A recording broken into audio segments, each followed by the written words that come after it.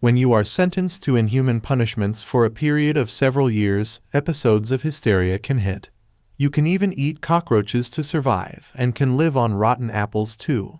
Like the burning hell keeps on torturing you and you have to survive till the last breath. Something relatable happened after the War of 2050 when crime rates exceeded the maximum level all over the world, but especially in Australia, which compels the authorities to think of something big. The government decides what it has been doing for years with humanity. They just forget the meaning of being human and prepare some boxes for punishing the prisoners. They give prisoners the choice of voluntarily ending their lives or living in those filthiest boxes. Some turned to psychotics, some starved to death or due to diseases, and some took their own lives. It is the story of prisoner number 371-113, who has been imprisoned for 7 years. Likewise, there are some others too who have been living in these boxes for years. Their hygiene has been compromised, and they are given little food which can let them take breaths. Besides malnourishment and dehumanization, they have to bear loneliness, brutality, and insanity. Their chapped lips and heavy breaths are the signs of the hell in which they are living. Hence, she finds herself in the box tied with ropes and limited drops of water. A bare minimum of light strikes the box, and electric buzzers attach to the walls of the box. She has been sent to the box as per the demands of citizens to whom she betrayed. Also, she can only get food and water when they approve. Instead of shouting so hard to get out of it, no changes were made. She has to spend the next 7 years there or die, but she chose to suffer, obviously. Plus, she can't ask for any favor from anyone and can't even read during this rehabilitation program. Any violation would lead to automatic extermination. She tried to search every corner of the box to get rid of it, but only electric buzzers hurt her hands. Another prisoner got exterminated after talking to a stranger and asking for help. Even after she begs to survive, the jaws close on it, and she is left screaming to death. Likewise, there are a lot of boxes on the seashore with prisoners in them waiting for their end. Hence, 371-113 begs for mercy from a passing prisoner, but she acts rude and selfishly. She licks the container after every single drop of water. Even she tries to strangle her throat with the wire, but can't take her life and ends up crying out loud. She tries to read the small piece of newspaper, but its fonts are faded and she can't read the foreign language. Luckily, she gets a ball from the small opening of the box. It was left by some passers-by. Hence, the ball squashing and the search for any other goodie continues for the next few days. A lady in blue finds her box and starts chatting and showing mercy. She always feels for the prisoners and spends the days talking to them and providing food as much as she can. But due to the bad weather and rules of rehabilitation, she has to cut it short. She quotes some phrases from the book Romeo and Juliet, and the prisoner loves it. Hence, it is against the law of rehabilitation to talk to anyone, so she forbids her to take the chance. But the kind-hearted lady takes the risk and helps her. She felt the warmth of her fingers and her sweet words coming out of her mouth, leading her to do hand practice.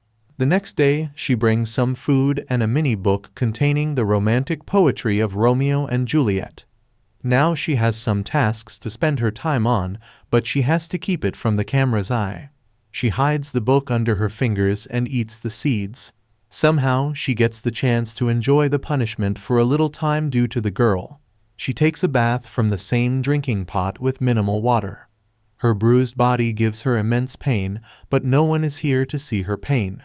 She is always in pain due to her bruises and injured toes, but now they are aching too much while cleaning. The citizen is now coming to meet her frequently, and she is busy hiding her mini book. Sometimes she gets the chance to read a few pages, but the haunt of the box is killing her. Her cries are unheard, and she is treated like an animal.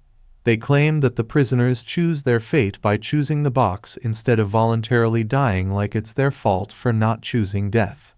They take the box somewhere else through the drone, leading her to see the crashing waves. But another citizen allures her to see the delicious apple. He chewed it in front of her eyes and made her beg for it. He makes her see the deliciousness of the apple and makes her mouth water for it. The stone-hearted citizen doesn't show any mercy and doesn't give her the apple, but only under one condition. He trades it with a physical act, and she agrees because of the hunger of days. He throws the apple outside the box and lets her reach it on her own. She managed to get it but hurt her arm. Although the apple is important now, she starts eating it like an animal. She is incredibly hungry, but the apple happens to be filled with bugs. He gives her a rotten apple and she loses the peace of sleep now.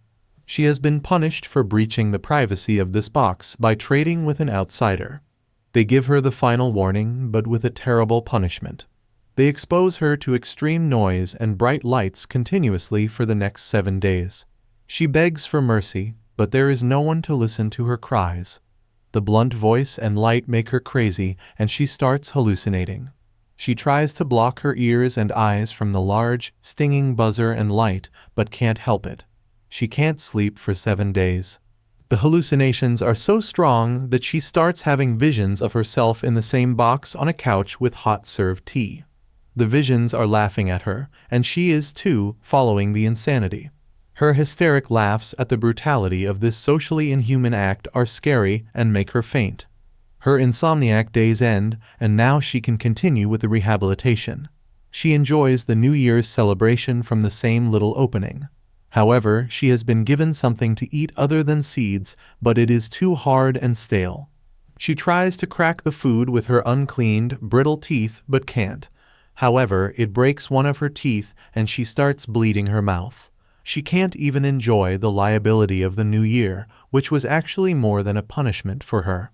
The next scene brings an old lady into her sight with a metallic blade in her hand.